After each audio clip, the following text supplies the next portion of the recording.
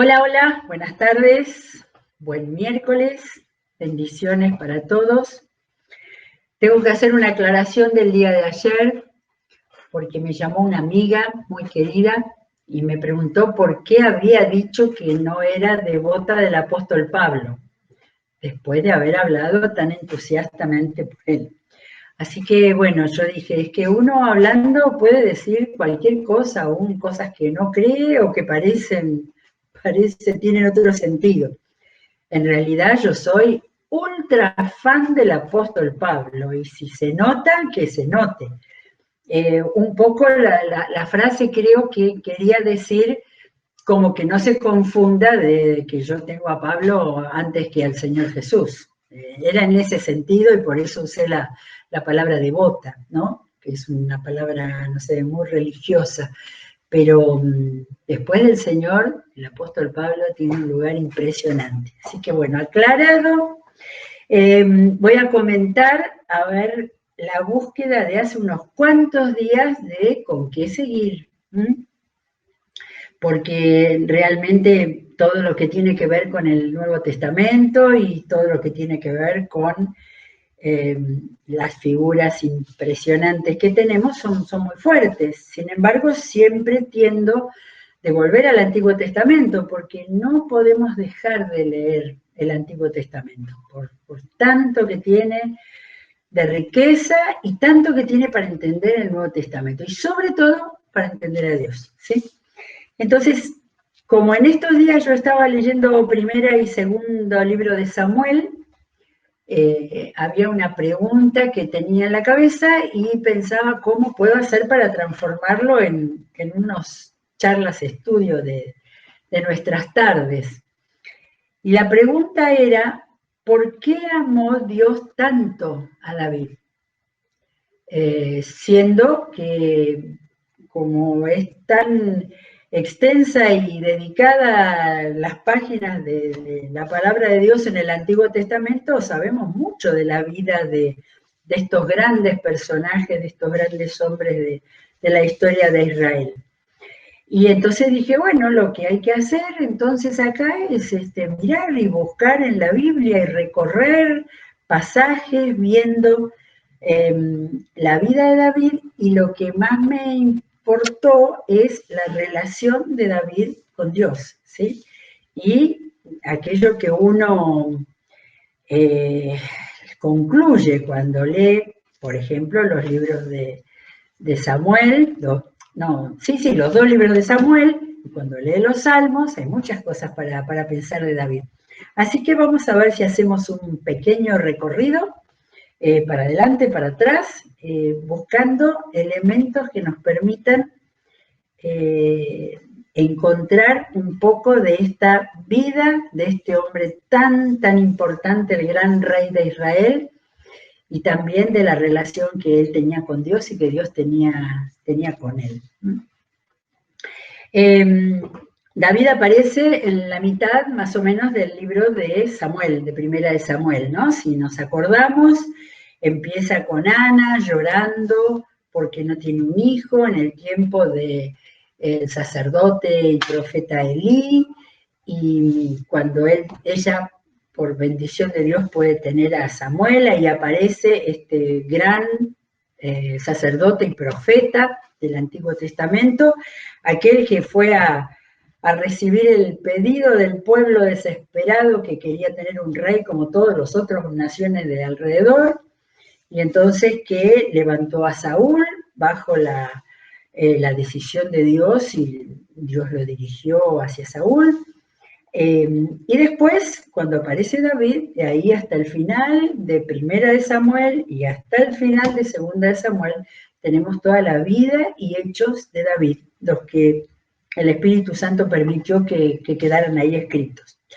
Bueno, pero voy a pararme primero, tengo un par de versículos en los que pararme, pero el primero de todos, en segunda de Samuel 5, donde hay un pequeño resumen de su papel público, y dice 5:4, David tenía 30 años cuando comenzó a reinar, y reinó 40 años. Ahí nadie venía a decir que había que cumplir periodo, 40 años. Durante 7 años y 6 meses fue rey de Judá, solo de Judá, en Hebrón. Luego reinó en Jerusalén sobre todo Israel y Judá durante 36 años, ¿sí? Así que un largo, tremendo y muy famoso reinado de él. Ahora, con muchas circunstancias muy difíciles que, bueno, vamos a ir mirando un poquito. Voy para atrás. Hay 2 hitos en la historia previa antes que llegue a ser el famoso rey, que una fue su llamamiento. Ya lo leímos, está en 1 Samuel 16 y recuerdo especialmente ese pedacito de versículo donde dice que el Espíritu del Señor vino con poder sobre David y desde ese día estuvo con él. Y evidentemente esta es la clave, ¿no? Después de haber sido elegido con dificultad, a pesar de las opiniones de Samuel, que ahora vamos a ver algo en relación con eso, cuando llegó el momento en que Samuel tuvo absolutamente la seguridad de que Dios estaba indicando a ese jovencito, el más chico, el que ni el padre lo presentaba, dice entonces que el Espíritu del Señor vino con poder. No me había fijado en con poder sobre David, de una manera especial. Y desde ese día estuvo con él. De su primer tiempo, en el capítulo siguiente, en el capítulo 17, está lo más famoso, los que apenas leen la Biblia le dicen, decía algo de David, dicen David y Goliat y se acabó.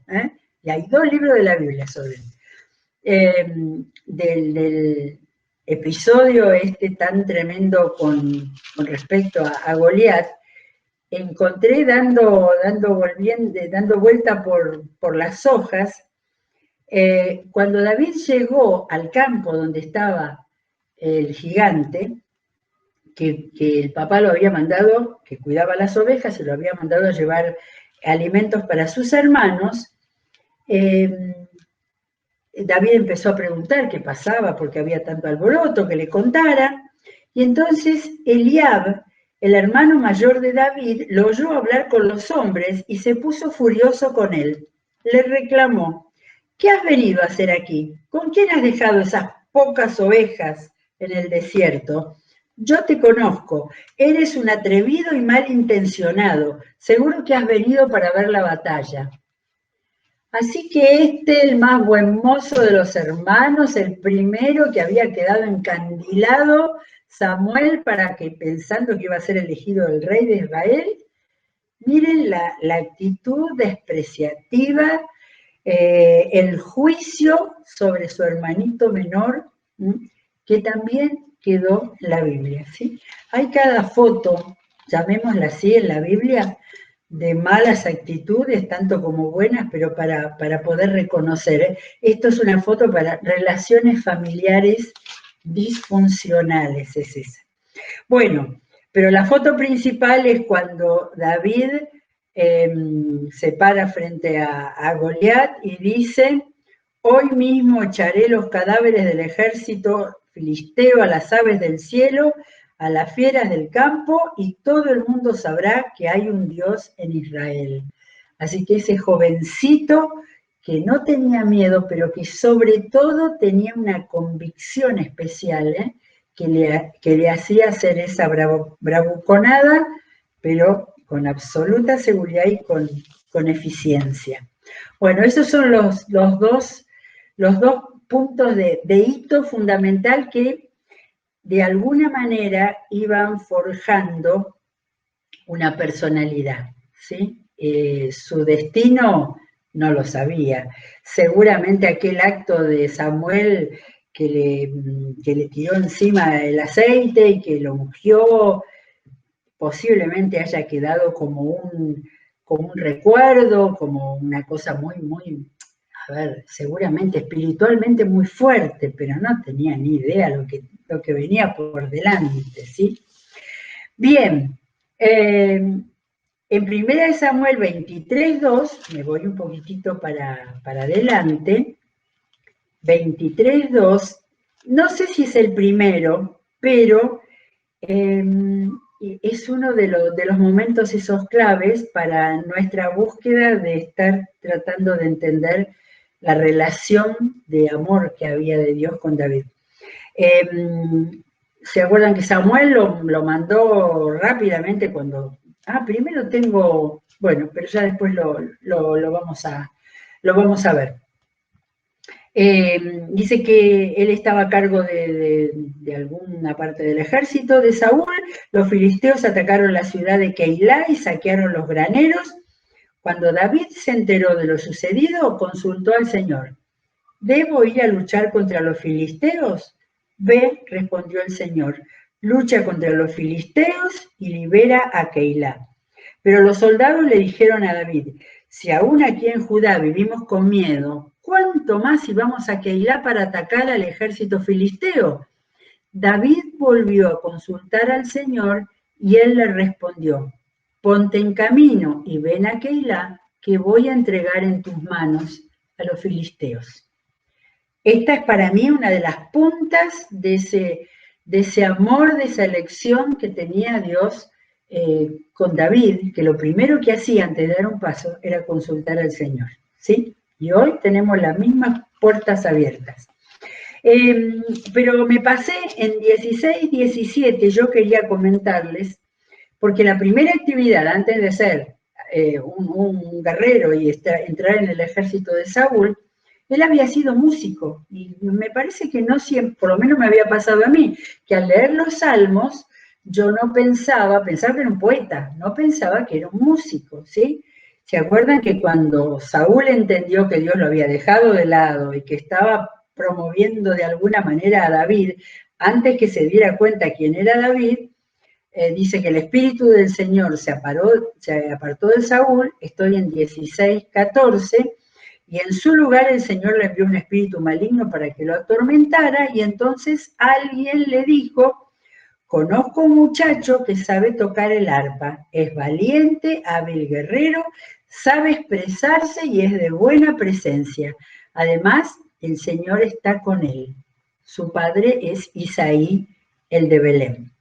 Y entonces en 23, en el mismo capítulo 16, dice, cada vez que el Espíritu de parte de Dios atormentaba a Saúl, David tomaba su arpa y tocaba.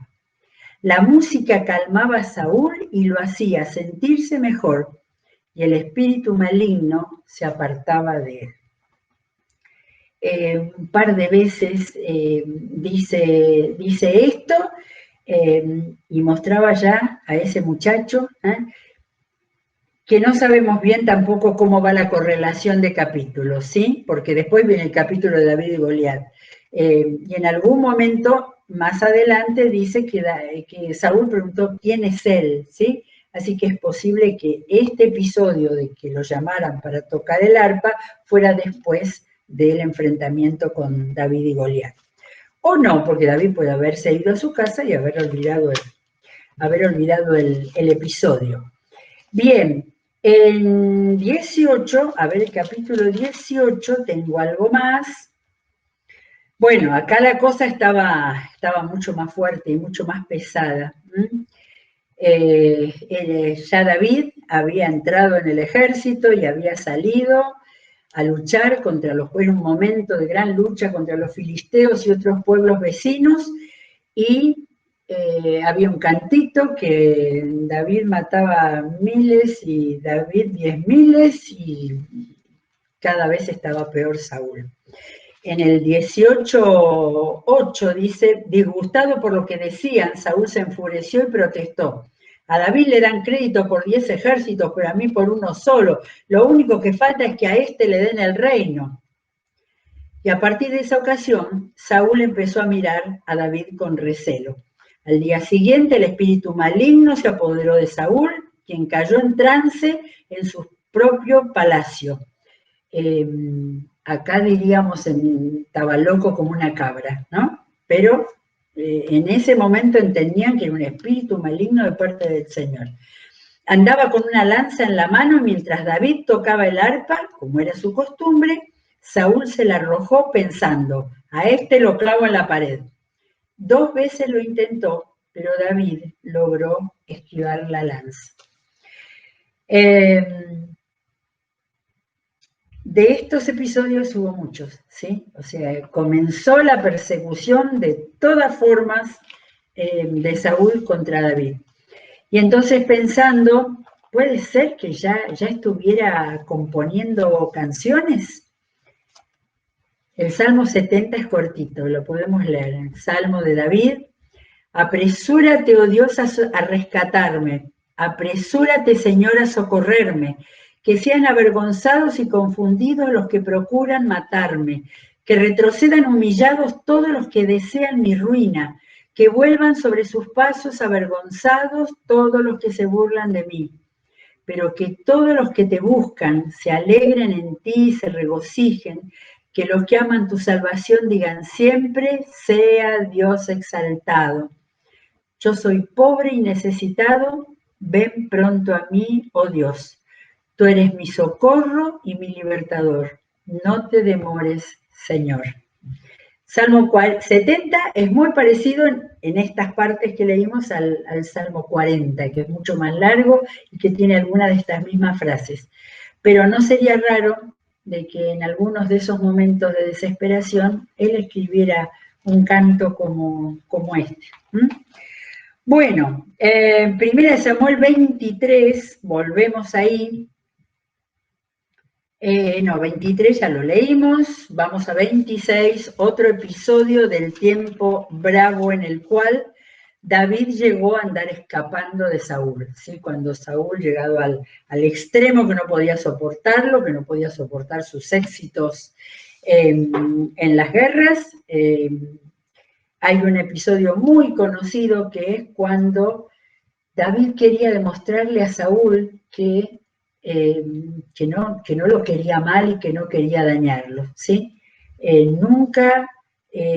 Nunca vimos en David que hubiera, quizás en alguno de sus peores momentos, que lo vamos a ver después en el otro libro, pero que hubiera, por lo menos a Saúl, una actitud de rechazo, de violencia, de odio, como lo que Saúl tenía hacia David.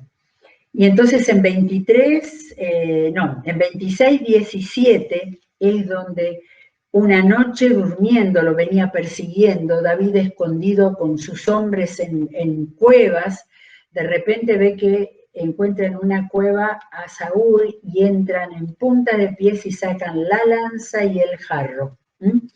Y entonces después que tuvo en sus manos a Saúl como para matarlo, desde un monte cercano empezó a gritar, ¿dónde está la lanza del rey? A ver sus hombres, algo así. No lo leo porque es más largo. En el 17 dice Saúl, que reconoció la voz de David: David, hijo mío, pero si eres tú quien habla. Ahí estaba totalmente tranquilo. Soy yo, mi señor y rey, respondió David. ¿Por qué persigue mi señor a este siervo suyo? ¿Qué le he hecho? ¿Qué delito he cometido?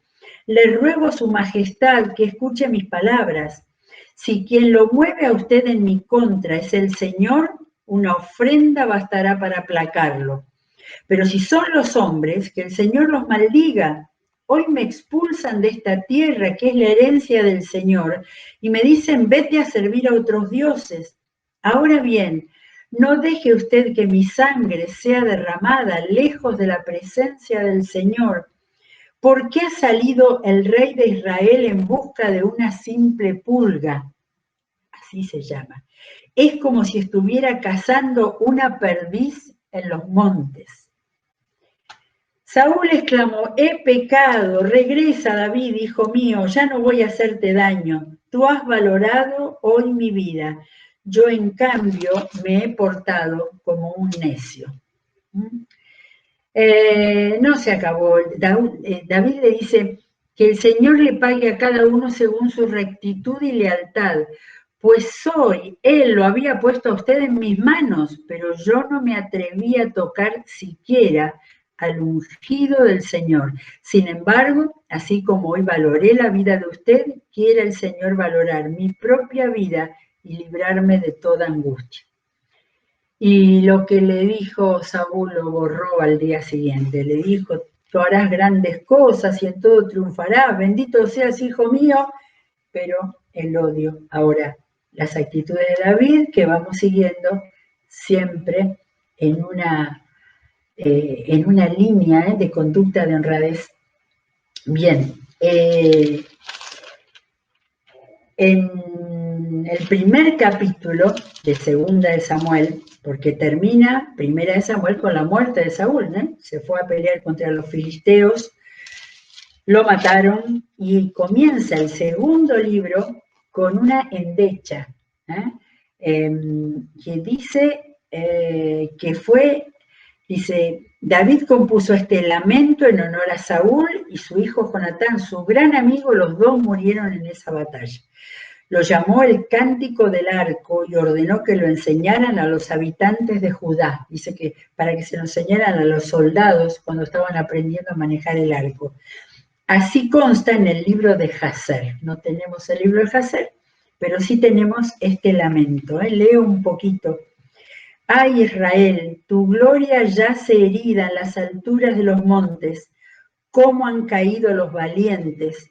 No lo anuncien en Gat, ni lo pregonen en las calles de Ascalón, las principales ciudades de los filisteos, para que no se alegren los filisteos ni lo celebren esas paganas. ¡Ay, montes de Gilboa, que no caiga sobre ustedes lluvia ni rocío, que no crezca el trigo para las ofrendas, porque allí deshonraron el escudo de Saúl, allí quedó manchado el escudo de los valientes. Jamás volvía el arco de Jonatán sin haberse saciado con la sangre de los heridos. Saúl, Jonatán, nobles personas, fueron amados en la vida e inseparables en la muerte. Más veloces eran que las águilas y más fuertes que los leones. Cómo han caído los valientes en batalla. Jonatán yace muerto en tus alturas. Cuánto sufro por ti, Jonatán, pues te quería como un hermano. Esto es una endecha o un lamento, otro tipo de poema que escribía David, dedicado a quien fue su más grande enemigo, pero él lo amaba, lo respetaba porque era el ungido del Señor y tuvo con él la misma actitud de respeto hasta el final de sus días. Bien, segunda de Samuel 5, a ver qué tenemos acá. Acá ya es ungido, no fue fácil nada, primero fue rey de Judá y después recién fue rey de todo, de Israel, y se acuerdan que leímos acá que reinó 7 años y 7 meses en Hebrón, donde estaba el lugar de la tribu de Judá. Recién de ahí pudo ser rey de todo Israel con un montón de situaciones que tenemos por aquí. En 5:22-25 tenemos acá otra gran derrota porque dentro de su reinado también tuvo que volver a pelear. Una instrucción de David, del Señor a David. Dice, los filisteos volvieron a avanzar contra David, un momento que estaba muy peligroso, y desplegaron sus fuerzas en el valle de Refayim. Así que David volvió a consultar al Señor. Ya era el rey, ya tenía poder, ya tenía autoridad, volvió a consultar al Señor. No los ataques todavía, le respondió el Señor. Rodéalos hasta llegar a los árboles de bálsamo. Árboles de bálsamo. Hay un verso por ahí que dice, hay bálsamo en Galaad en la Biblia. Entonces atácalos por la retaguardia. Tan pronto como oigas un sonido como de pasos sobre las copas de los árboles, sonido de pasos sobre las copas de los árboles de bálsamo, lánzate al ataque, pues eso quiere decir que el Señor va al frente de ti para derrotar al ejército filisteo. Así lo hizo David, tal como el Señor se lo había ordenado, y derrotó a los filisteos. Tremendo, tremendo la relación. Esto aparece en los primeros capítulos de Segunda de Samuel, por lo cual podemos pensar que eran estos primeros encuentros, estas primeras batallas. A ver, tengo algo más en el capítulo 6, el capítulo siguiente.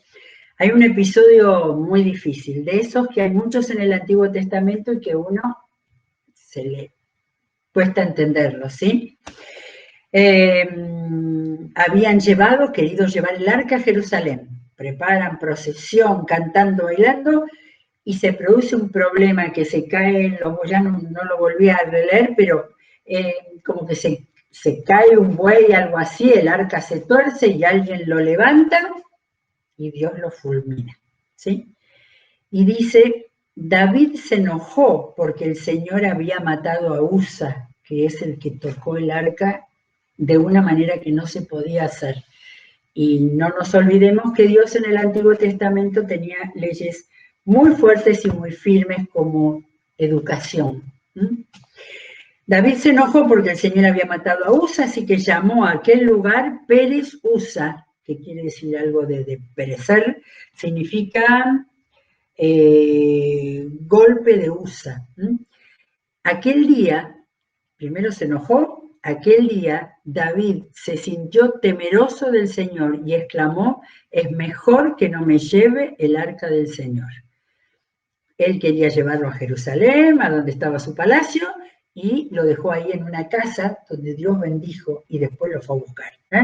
Pero en un momento en el cual él no pudo entender la actitud de Dios, sin embargo, su reacción fue de temor y de respeto, ese temor que significa respeto, es decir, si el Señor lo hizo, está bien. Y entonces, un pasaje pintoresco, cuando llegaron después todo el tabernáculo, el arca del testimonio a Jerusalén, David feliz con todo el pueblo, bailando y danzando delante del Señor. Sucedió que al entrar, 6:16, sucedió que al entrar el arca del Señor a la ciudad de David, Mical, hija de Saúl, la primera esposa de David, se asomó a la ventana y cuando vio que el rey David estaba saltando y bailando delante del Señor, sintió por él un profundo desprecio. Cuando David llegó a la casa, 20, ahí hubo holocaustos, sacrificios, capítulo 6 precioso, difícil ese capítulo, ¿no? Con una primera parte muy negativa y después un tiempo de alegría, holocausto, sacrificios, comilona, todo lo que acostumbraban. Cuando David volvió para bendecir a su familia, ¿sí? La esposa Mical no había estado ahí. Mical, la hija de Saúl, le salió a su encuentro y le reprochó: «Qué distinguido se ha visto hoy el rey de Israel, desnudándose como un cualquiera en presencia de las esclavas de sus oficiales». Más desprecio. David le respondió: «Lo hice en presencia del Señor, quien en vez de escoger a tu padre o a cualquier otro de su familia, me escogió a mí y me hizo gobernante de Israel, que es el pueblo del Señor. De modo que seguiré bailando en presencia del Señor y me rebajaré más todavía hasta humillarme completamente. Sin embargo, esas mismas esclavas de quienes hablas me rendirán honores». Bueno, hasta acá llegamos y sigue la pregunta. ¿Por qué amó Dios tanto a David? Hemos visto no muchos, tenía muchas más cosas preparadas, pero hemos visto una relación, una sumisión, una obediencia, ¿sí? Todo para que Dios supiera que en ese hombre tenía alguien con quien iba a cumplir un propósito tremendo de llevarlo al mejor momento del pueblo de Israel. Así que bueno, tenemos bastante más como para seguir con David. sigan leyendo, segundo libro de Samuel, y disfrutando y mirando todo eso para nuestras vidas en el día de hoy. Muy bien, nos encontramos mañana, que tengan excelente tarde y una muy buena programación del canal. Hasta mañana.